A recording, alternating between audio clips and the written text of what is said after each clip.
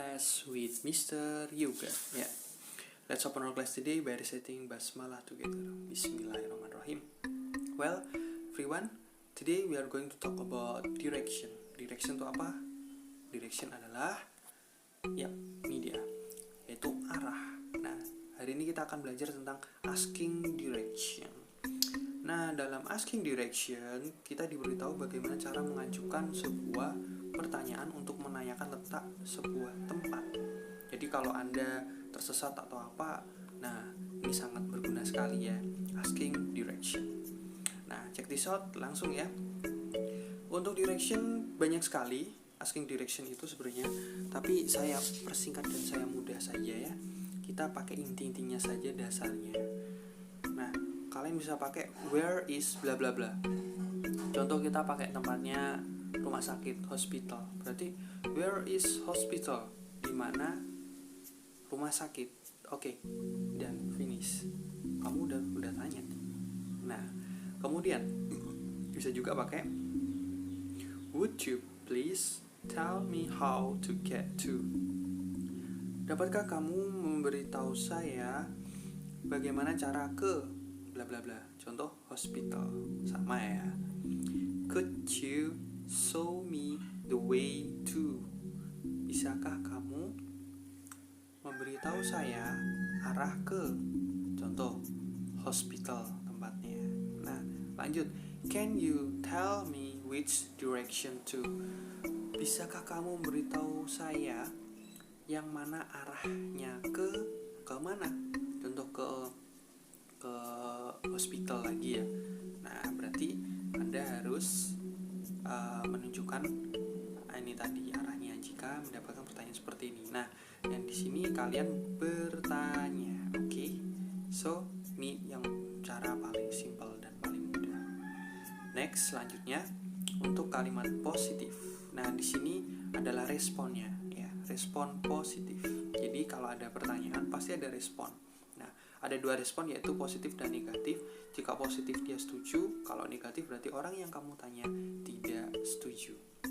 Nah, kita lihat dulu untuk respon positif. Ungkapannya seperti ini. Contoh ada yes, of course, certainly, yes sir, go ahead, turn left, pass this street, go down this street. Nah, di sini kita lihat ada kata yes. Ini berarti menandakan bahwa ya dia setuju. Berarti dia mau memberimu bantuan, memberimu informasi. Ini juga bisa turn left, belok kiri. Nah, berarti dia setuju karena dia sudah memberi Anda petunjuk dan informasi. Paham sampai di sini? Kita lanjut. Negatif. Kalau negatif berarti identiknya adalah penolakan. Nah, penolakannya pasti ada kata no. No, I'm sorry. Tidak, saya minta maaf. Berarti dia tidak tahu. I don't either. No, saya tidak tahu. Berarti dia tidak tahu. I am a newcomer. Saya seorang pendatang baru. Nah, karena faktor ketidaktahuan tersebut, maka dia melakukan penolakan. Do you understand? Pasti. Ini kan sangat mudah sekali. Oke, next. Ya, selanjutnya giving direction. Nah, di sini adalah kosakata yang bisa kalian pakai. Ya, tapi saya akan mempersimpelkan dan sederhana saja. Untuk pengembangannya nanti kalian bisa cari di Google ya, sama seperti materi tadi di depan. Itu juga saya simpelkan, saya sederhanakan, kita cari intinya saja. Nah, untuk pengembangan kalau kalian kurang puas, kalian bisa cari di Google. Oke. Pertama, giving direction. Kalian bisa, kalau untuk kata kerja kalian bisa pakai seperti turn left atau belok kiri, turn right belok kanan, go straight or go ahead artinya lurus, go past melewati. Nah, melewati gitu ya, ini bangunannya. Cross itu menyeberang. Oke. Next, lanjutnya preposition of place. Nah, preposition of place itu adalah mengenai posisi. Jadi preposition ini kata depan dari tempat. Nah, dia akan lebih fokus kepada posisi tempat tersebut. Contoh, at the corner of. Corner itu artinya pojokan ya. Berarti at the corner of crossroad. berarti dia di pojokan perempatan.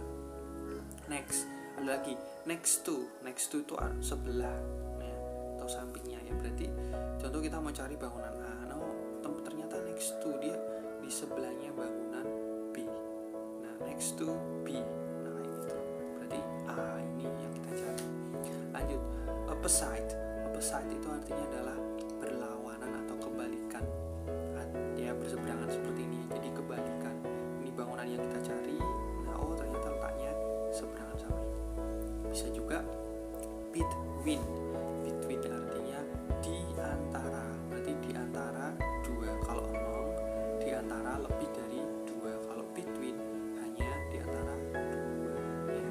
Jadi contoh kita mau cari B, letaknya di mana sih? Between A and C, berarti dia di antara A dan C. Itu adalah B, bangunan yang kita cari. So everybody, ini materi simpel dari saya, sederhana ya. Untuk dasar kalian sudah cukup, nanti tinggal kalian kembangkan lagi. Terkunci kalian bisa buka Google untuk cari referensi dan kerjakan tugas saya. Itu yang akan sangat membantu karena tugas saya adalah praktek. Silakan kalian nanti masuk ke Google Form yang saya share di grup kita, kemudian kalian kerjakan tugasnya dan kalian akan mendapatkan nilai dan juga pembelajaran bagaimana sih cara mengerjakan atau membuat sebuah conversation tentang direction, tentang arah. So, tetap jaga kesehatan, jangan kemana-mana kalau nggak terlalu penting. Jangan lupa pakai masker, rajin cuci tangan, jaga imun. Demi siapa? Demi keluarga, bukan cuma kita, tapi demi semua orang yang kita cinta. Stay at home, stay positive, dan semoga kita sehat selalu. Let's close our class today by reciting Hamdalah together. Alhamdulillahirabbil alamin.